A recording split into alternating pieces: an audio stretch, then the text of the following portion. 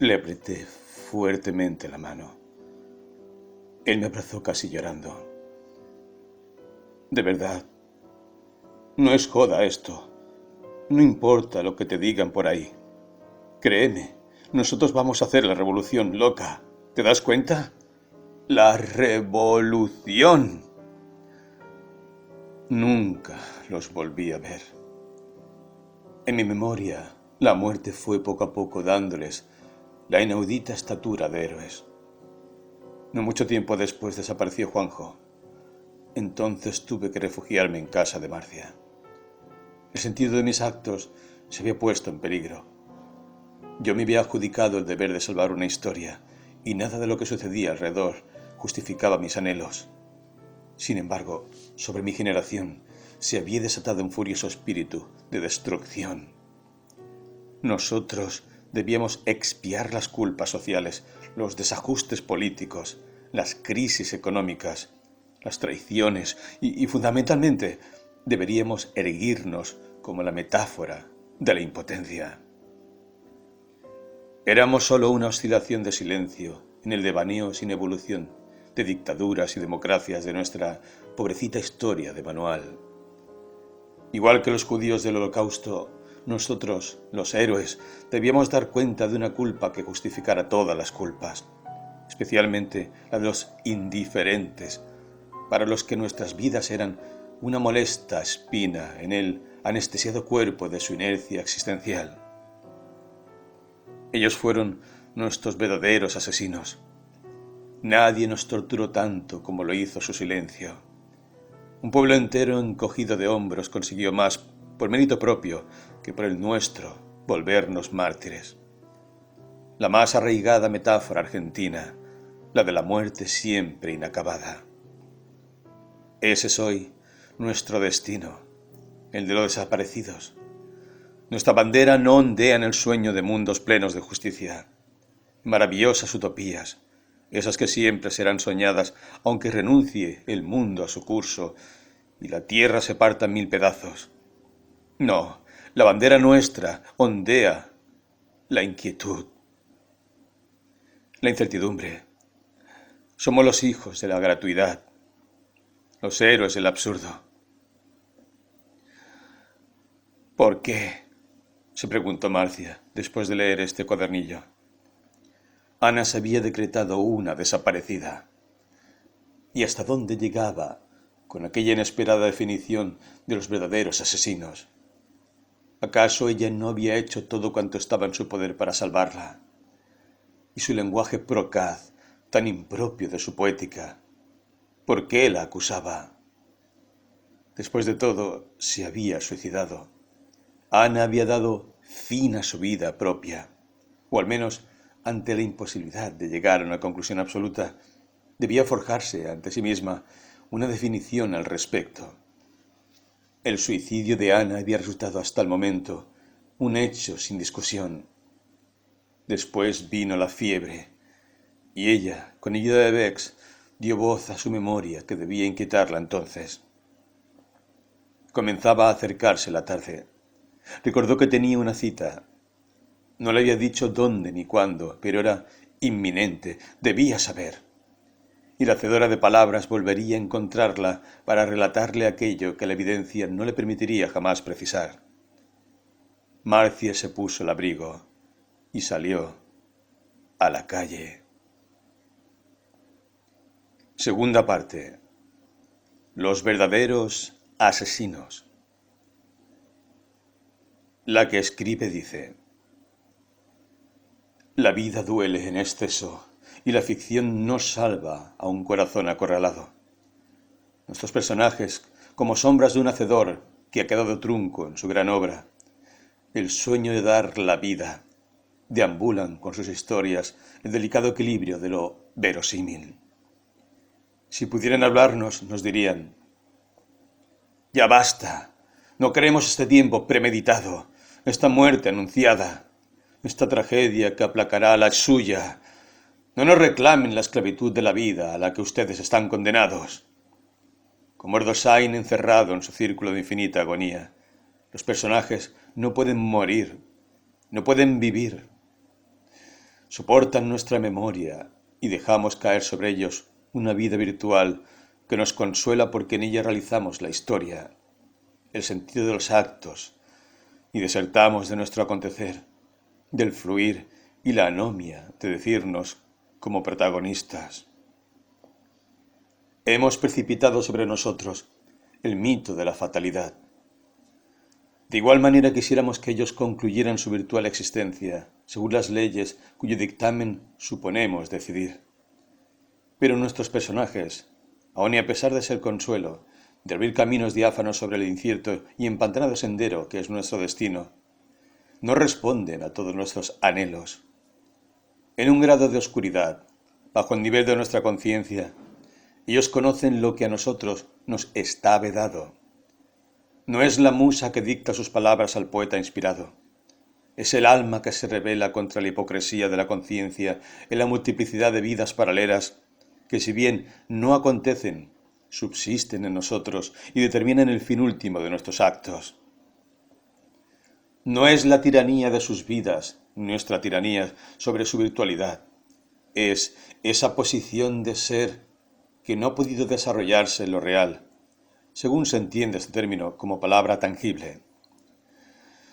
Suceden, sí, en el segundo término, como en Marcia se sucederán los acontecimientos que su vida, entre insustancial y torturada, no puede sostener.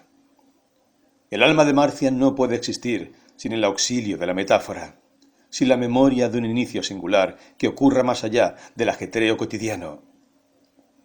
El poeta tiene la facultad de echar luz sobre lo obvio, hacer bello lo inverosímil, más aún que verosímil y real, como sucede con el narrador de ficciones. Hay una tregua para el corazón del poeta en este suceder de cosas hacia la belleza, como si pudiera llorar todas lágrimas en las palabras. El alma encuentra un curso para fluir incontrolable hasta entonces, y en él se apaciguan por un instante los horrores del absurdo de una existencia lanzada por error, o al menos sin sentido alguno. Así Marcia dará cauce a través de la hacedora de palabras a su propia poeta. Exiliará sus monstruos interiores, como a través de ella hará lo mismo la que escribe. ¿Acaso hay alguna diferencia entre ambas? ¿Cuál es la dimensión en la que transcurre la vida de un poeta? ¿Cuáles son las calles que transita? ¿Las de abigarrada geografía o las entrañables calles de su memoria? ¿Podría la vida cotidiana devolverle al poeta el tesoro de aquella pieza esencial con la que erigió su templo de palabras? Plumas, pergaminos, arabescos en las baldosas infantiles, aromas incomunicables, el dolor que siempre está más allá de toda expresión posible. Nuestros personajes, compasivos tal vez, ordenan este caos y lo vuelven naturaleza, cosmos, orden de una historia susceptible de ser amada. Tal vez están algo cansados de nosotros, pero aún así son nuestros únicos protectores. Ellos reúnen eso que llamamos personalidad en un alarde imposible de unidad de nuestro acontecer. Y nos perdonan. Son cobardes incapaces de transitar los sufrimientos que les adjudicamos. ¿Qué habría podido decirle a Dorian Gray su padre Oscar Wilde cuando, encerrado en la cárcel de Reading, intentaba hallar un sentido más allá de la miseria en la que estaba hundido y sublimarse con una estética de la bondad en el Cristo poeta que había descubierto como confesor de todo su desconsuelo? Él, Dorian, ya está tan lejos de aquel hombre en ruinas. Habría hermanado su prisión virtual con la prisión real de su hacedor. Aquella imagen que envejecía sin piedad mientras el joven Gray veía el transcurrir de la hipocresía y se desdoblaba en frivolidades, lujurias y protocolos cáusticos, donde su imagen de inmutable golpeaba sin piedad el alma que se hacía pedazos en el cuadro. Aquel hermano lejano de los primeros escritos, hoy también daba su mano al desposeído. Había sido asesinado por su propia voluntad, y lo sería cuantas veces el hacedor de palabras quisiera dar muerte a lo que hallaba aberrante en su naturaleza. Y el pobre Erdosain, padeciendo la vida inadmisible, aquella que Art no hubiera podido regestar en lo real. Porque Buenos Aires no es una ciudad hecha para locos, y aunque melancólica y necrófaga, jamás termina de gestar un acto verdaderamente cierto. El Dasein quería blindar la rosa, hacer estallar en mil pedazos el mundo de la burguesía, pero el único gesto que cupo a su desesperación de absoluto fue el suicidio. Piadosamente salvó a su hacedor de un suicidio concreto. El escritor, pobre en la acción, se resuelve en sus palabras. Ellas lo conducen por el derrotero de la angustia extrema hacia la salvación. Ellas lo salvan del riesgo de asumir acciones que en la vida concreta se volverían irremediables. Las palabras del poeta son valientes y dejan el alma entera en evidencia. Homicidas y redentoras, perversas, demoníacas y angelicales. Las palabras se suicidan, dan a luz generaciones que han muerto, reviven el círculo imposible de la vida humana y son un testimonio de la honestidad perdida. Vemos desfilar sus vidas míticas a la luz de nuestras conciencias aterradas, dice Prometeo encadenado, acusado por el olímpico Zeus de arrogancia, por actuar por voluntad propia, llevando a la humanidad el don del fuego. Así habla el más heroico de los personajes de la mítica griega, desde su infinita tortura encadenado a la montaña. Caiga pues de sus rayos la llama serpentina de dos filos, retumbe y se estremezca en el aire por el trueno y los arrebatos del huracán bravío, que su empuje feroz convulsione la tierra, la arranque de sus cimientos mismos, que los oleajes del revuelto pronto se alcen soberbios hasta la senda que los astros siguen, y que mi cuerpo sea precipitado a las negruras del profundo Tártaro por un indomable torbellino sin piedad. De ningún modo me darán muerte. El mensajero del buen juicio advierte sobre la conveniencia de no rebelarse contra el orden instituido. Los griegos han puesto en este mártir, que es Prometeo, la rebeldía culpable, cuya realidad solo puede enunciarse en el orden de lo alegórico. Dice Hermes: ese es el razonamiento ciertamente que se puede oír de labios de los mentecatos. ¿Qué falta a tu locura rematada? ¿Habrá algo que tu furor amanse? Y refiriéndose al coro, alter ego de los pensamientos del héroe. Pero vosotras, las que sus infortunios miráis con piedad, alejaos al punto de este sitio. No vaya a ser que al estallar horrísono del trueno vuestras mentes altere. Responde el coro: otras palabras di, otro consejo dame, y acaso te obedezca. Pero no tolero las palabras que acabas de proferir. ¿Cómo tratas de convencerme de que me muestre cobarde? Quiero con él sufrir lo que sufrir se debe. He aprendido a odiar a los traidores. No hay vicio peor y horror máximo. Responde Hermes como un Sancho Panza, un mensajero del buen sentido y la conveniencia contra las pasiones quijotescas de Prometeo, encomendado al coro de las Oceánidas. No mi aviso olvidéis. Si el infortunio viene a sobrecogeros, no inculpéis a la suerte, ni lleguéis a decir que Zeus ha azotado sin prevenirlo. No, que es vuestra la culpa y solamente vuestra. Concluye Hermes. Ya palabras no son realidades. La tierra se agita convulsa, y en la hondura de sus entrañas mugientes se desata el trueno, zigzaguea el cielo igniscente. El polvo se levanta en remolinos de combate feroz, y el cielo y el mar combaten en lucha confundidos. Ved qué tormenta contra mí suscita Zeus para amedrentarme. Oh, venerable majestad de mi madre, oh, éter, que al mundo llevas en giro la luz a todos. Bien veis cuán sin justicia padezco. Así, las palabras de Prometeo, como las de Satán o el horror dulce de la piedra sobre la mano de Antoine Roquetin, libran una poderosa y aún oculta batalla contra la presunción humana. En el segundo término, donde el acontecer no exige su vértigo del alucinado, sus cambiantes fetiches históricos, su derrotero de conquistas de abismos labrados, engalanados de oropeles. La poética tiene el gran destino de darle una oportunidad a la verdadera condición humana. Capítulo 1. En el umbral. Segundo encuentro con la hacedora de palabras. Cuadro 1. Haber llegado nuevamente a la clásica esquina porteña de Corrientes y Paraná no significa de modo alguno estar en un lugar previsible. Es sábado, tal vez. Marcia imagina que sí, porque el paseo, la plaza, se ha vestido de garrapiñadas, conos de vainilla, actores vagabundos. Antes llamaríanse juglares, que entre zancos y brillantes gorros de utilería reparten volantes para ver Pinocho y Blancanieves o Perimplín en el jardín, o el hacedor de globos, perros, salchichas, que vende sus creaciones por un peso y un besito, y viste con una máscara blanca de mimo y una sonrisa de pintura roja la amargura de su marginalidad. Y no es todo. Hay mucho más. Las prostitutas festejan el éxito de la Gran Babilonia desde un cartel donde ellas son los iconos del éxito.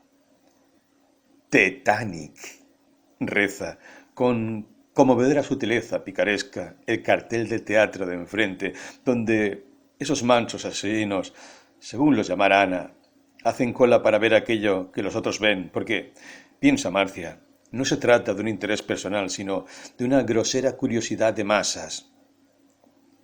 Antes se decía, si lo han secuestrado, por algo será. Con igual mecanismo, si modificar un ápice la mísera pasividad de sus cerebros, dicen hoy. Si todos lo ven, por algo será. El consenso que avala la estupidez de los mansos es históricamente el mayor de los poderes que la historia humana ha ostentado en el curso de este siglo, sin desmerecer, claro, a los anteriores. Cada acto de frivolidad asesina la nobleza de una alma entera. Por cada frase dicha al descuido, por cada lugar común, todo el idioma poético es asesinado.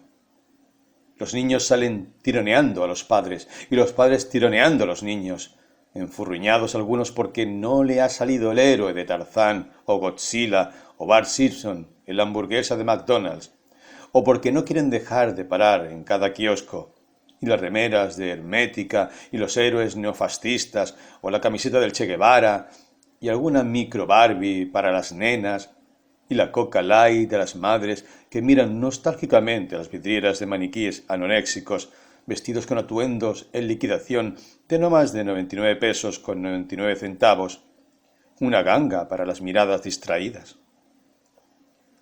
Marcia se sintió agotada. La mujer que vendía sus poemas frente al Teatro San Martín por poco no se arrodilla para que le compren un pedacito de su alma. Los artesanos vigilados por la policía, siempre a punto de ser desalojados, colocaban sus verdaderos tesoros sobre alfombras viejas, tomaban mate, sonreían entre ellos y miraban a los transeúntes con lastimosa avidez. En un rincón, un niño de no más de 11 años yace acurrucado con el pantalón orinado y un revuelo de moscas a su alrededor. Nadie se preocupa por él.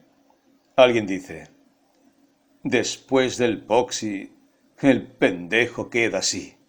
Hay que dejarlo. Y listo. ¿Por qué no habría de faltarle el aire a Marcia? ¿Por qué no habría de apretar sus manos heladas como si quisiera estrangularlas? ¿Por qué no habría de escapar, como le había dicho Bex, por el mayor de los delirios de esta putísima realidad? Caminó algunos pasos hacia Uruguay. Allí había una estación de subte notablemente extraña. Nadie entraba. Nadie salía de allí. Pudo comprobar que las escaleras estaban levemente alumbradas, pero el foco de luz no podía verse por ninguna parte. En eso sintió que una voz hablaba detrás de ella. Creyó reconocerla, pero no se volvió.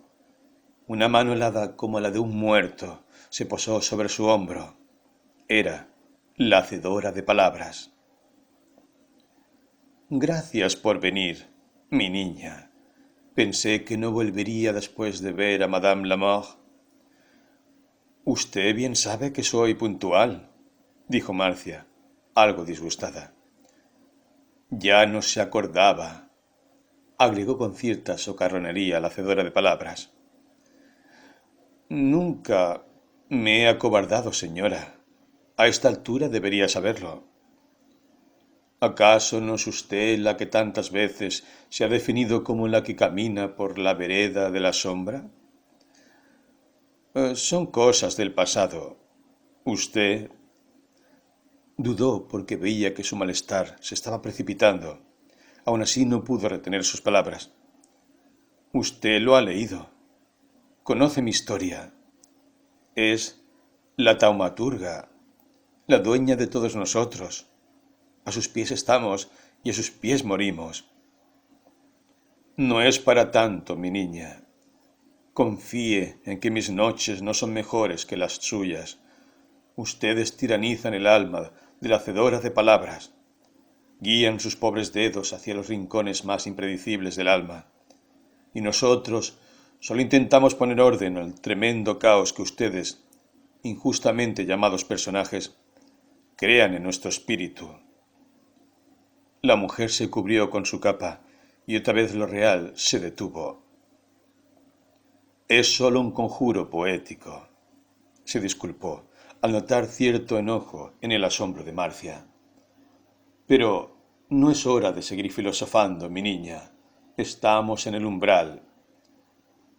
¿En el umbral? Exacto. Aquí se inicia la metamorfosis.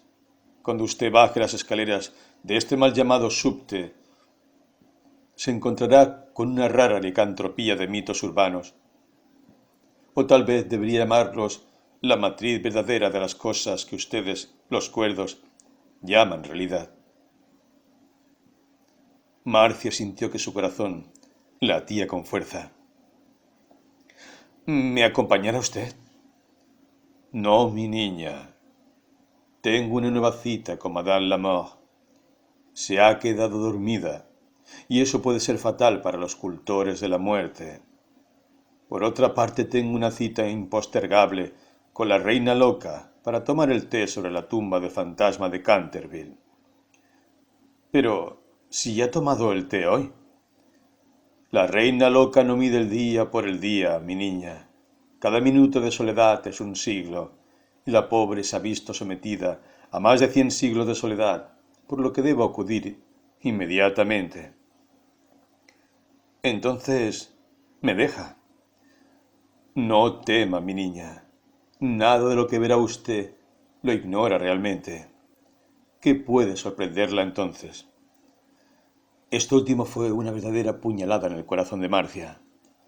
Si justamente de esto se trataba, ella no quería ver, no quería bajar a encontrarse con lo que años de esfuerzo por calmar su alma le habían permitido desdibujar, acontecimientos que no quería relatarse, las hirientes palabras de Ana respecto a ella, mas lo poco claro en que había quedado aquel suicidio, y luego la fiebre y sus asiduas concurrencias al café Atlantis, donde el alma de Ana se había corporizado, dejándole a ella el legado, el triste legado de ver cómo ésta se derrumbaba, porque el café Atlantis había hecho pedazos y con él habían sucumbido la memoria emocional de los desaparecidos y el horror individual de los crímenes que el abuelo Sándor le relatara en los campos de Buchenwald y Auschwitz. Y como había dicho la anfitriona, la damita de otoño, estaban en la víspera de una gran pena, porque las paredes de Atlantis se agrietaban, y detrás de la grieta estaba la tierra del olvido, donde las fosas abiertas, las fosas comunes, desamparaban los pobres húmeros, los fémures y los cráneos de aquella humanidad irreconocible. Y no eran sólo aquellos 30.000 desaparecidos que Ana guardara en su memoria. También había otros sitios más lejanos a los que Marcia no había alcanzado a llegar. Allí estaba la culpa de una narrada a medias. Kilómetros de fosas abrían hacia el desierto para alojar a los hijos de la iniquidad humana. Monólogo de Marcia. Cuadro 2. Recuerdo el pozo de mi sueño. No te enrolles inútilmente el camisón entre las piernas. Hay víboras acechando debajo de tu cama. Foso sí, creo como un repugnante interior, un organismo desde adentro, y sin embargo, flores, no repugnantes flores, y le de bajar hacia el infinito. Hay una arriba y una abajo en el infinito ascenso que asciende y sin embargo se cae. Gravedad, limitaciones de la experiencia humana, y más tarde el gran ojo del abuelo, y yo, desnuda de piernas abiertas ante su gran ojo. El abuelo deseaba a Molly, su sexo frotándose contra las nalgas desnudas, su mano estrujando los pechos. Molly, nunca llamarla mamá. Deseo de todos los hombres, ella dijo. Sí quiero. Y tenía una rosa blanca en el pelo, y el gran orangután violándola todas las noches. No mires detrás de la cerradura, pequeña Alicia. No tomes aquellos frascos.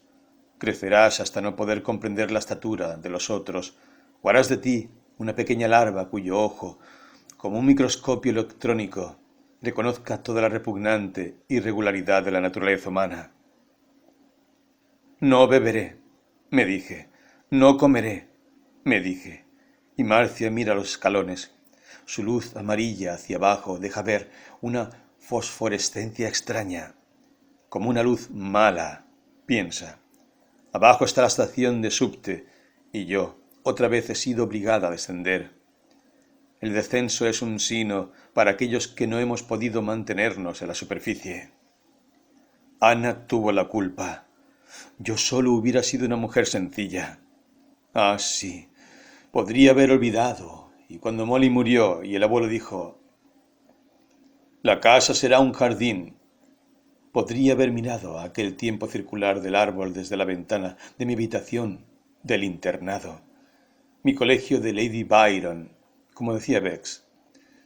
Pero ella apareció con su rostro de ángel, difusa bajo la malla crepuscular que tejía el árbol sobre su rostro y su cuerpo. Y yo creí que había encontrado al ruiseñor de Keats, esa criatura inmortal que no ha nacido para morir en manos de los hombres. Pero no, Marcia no quiere pensar.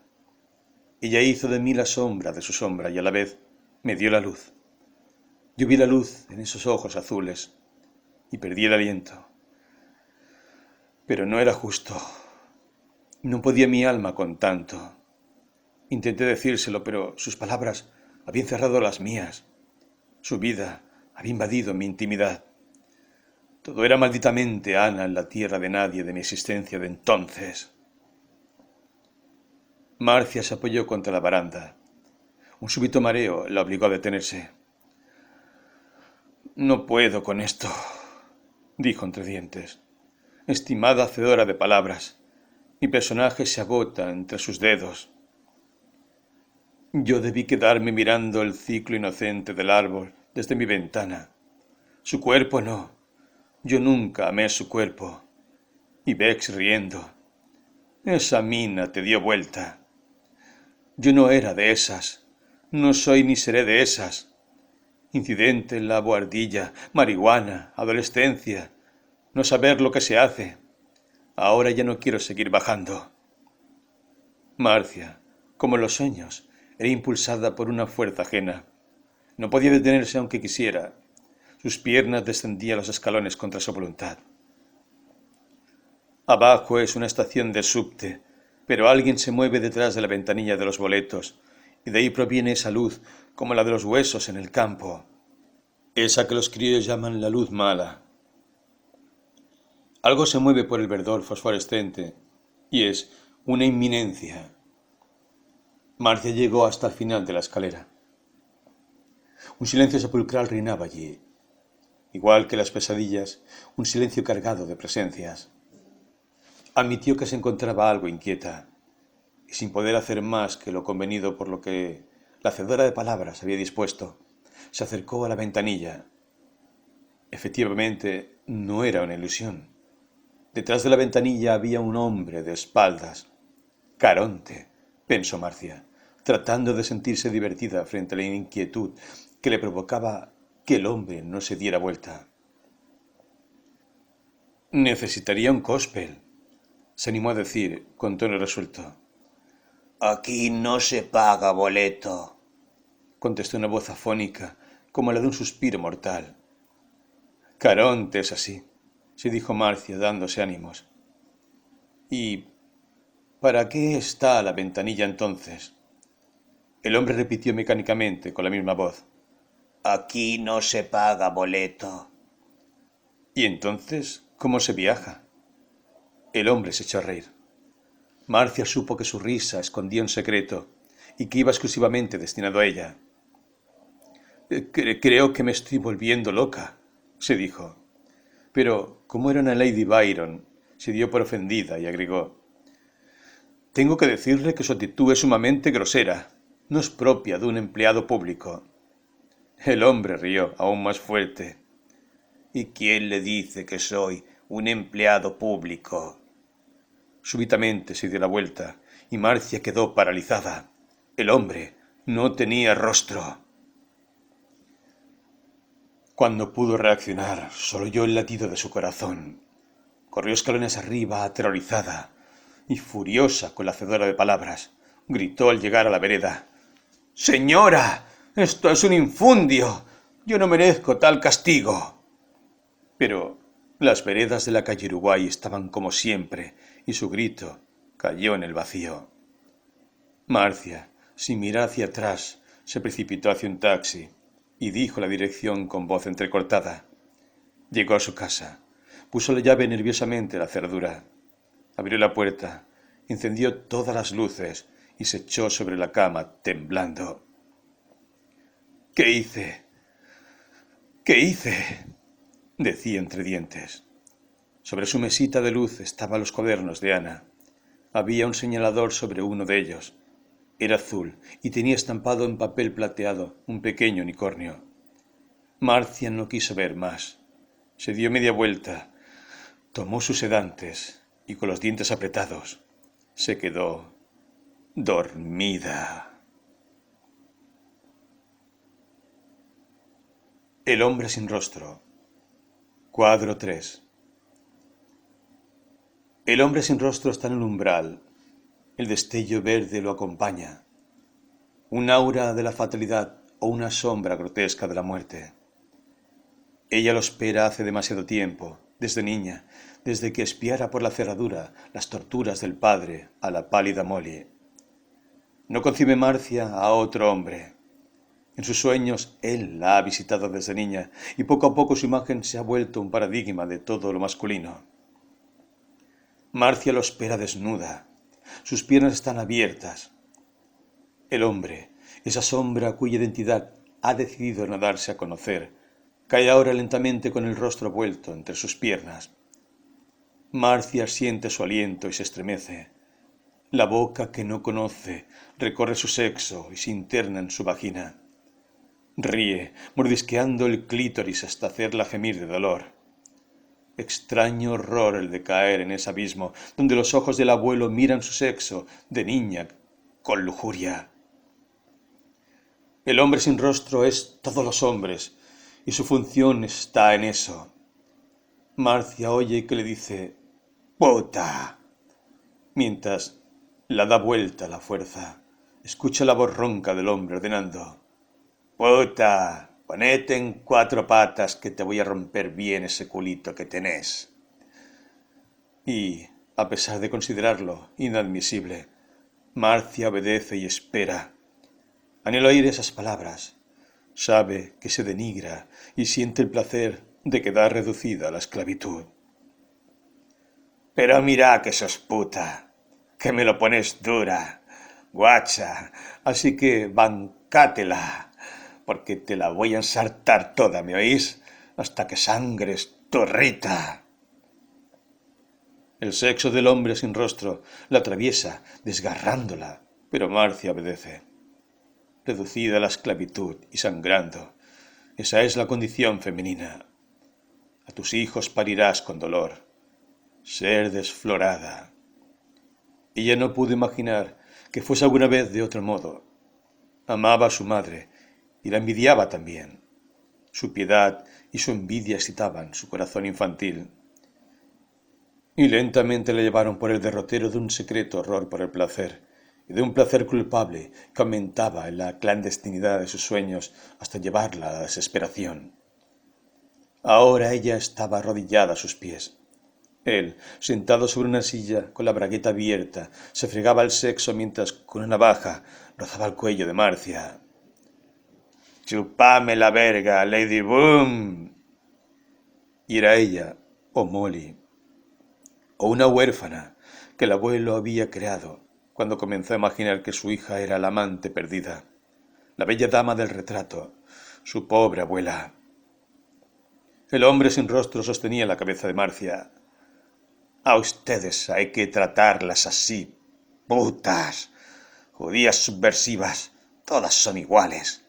Oíme, turra, ¿sabes lo que te voy a hacer? Te voy a vendar los ojos, te voy a poner la picana bien metidita en la concha para que cantes. El hombre jadeaba y reía.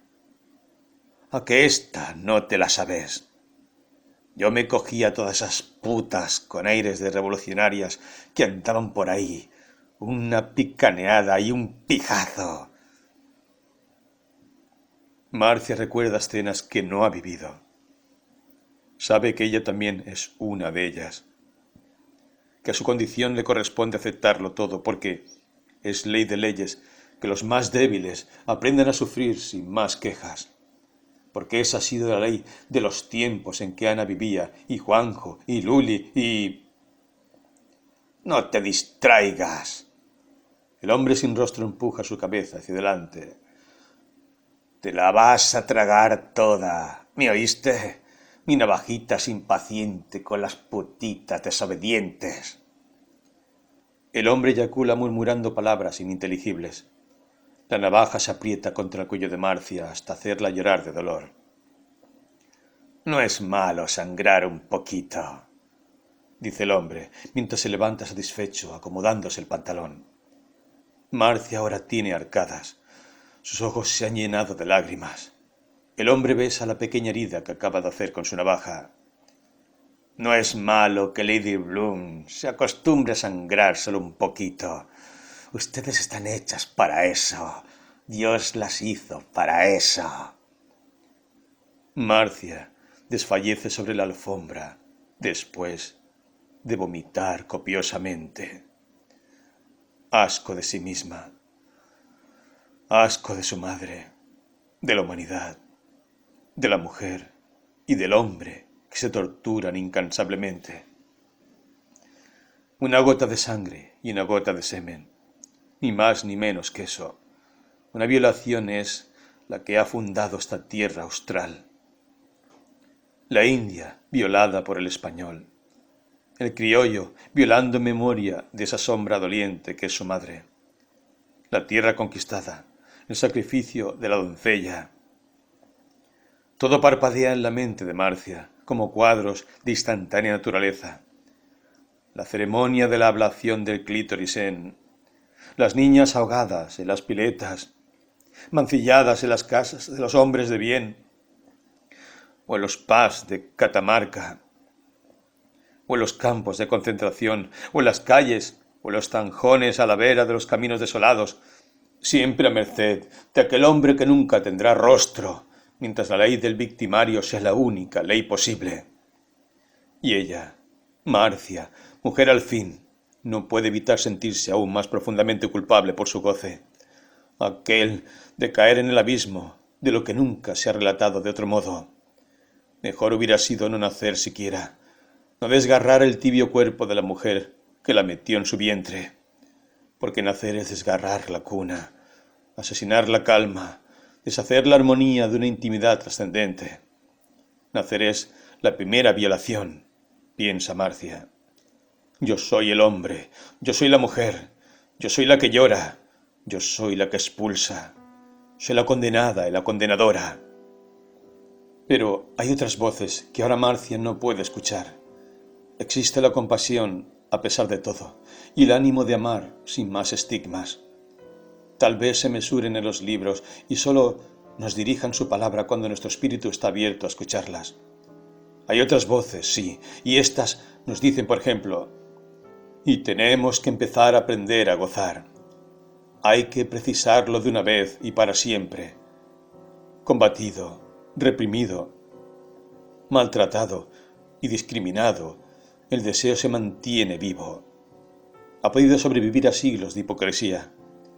En estos tiempos en los que nos toca vivir, en los que la amenaza del holocausto nuclear crece día a día, cuando nuestro mundo pierde lentamente todas sus riquezas de vida y la humanidad no encuentra un mañana, el deseo y el placer se vuelven la única posibilidad de rescatar al ser humano. En la vieja lucha entre Eros y Tánatos, la vida y la muerte, el deseo es la única potencia capaz de regenerar al hombre universal, al único idéntico a sí mismo a través del tiempo y el espacio. El deseo y el placer son la última esperanza, violenta esperanza, diría Apollinaire, que le queda al hombre. Si no son las únicas voces, las del horror, el mundo no es solo lo que la historia relata.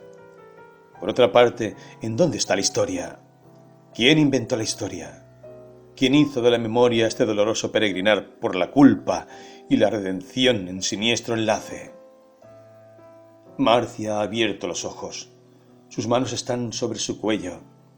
Hubiera podido ahorcarse en sueños de no haber prevalecido el, según ella considera últimamente, odioso instinto de conservación. Recuerda el cuaderno que está sobre la mesa. Nada ha cambiado. Solo ha vuelto a perseguirla aquella miserable pesadilla. Una vez más, podría agradecérselo a la hacedora de palabras, piensa, y súbitamente se siente acorralada. Abre el cuaderno de Ana en las páginas que le señalara al unicornio. Se resigna a leer. La suerte está echada, piensa, y toma otro sedante, colocando el cuaderno sobre su falda.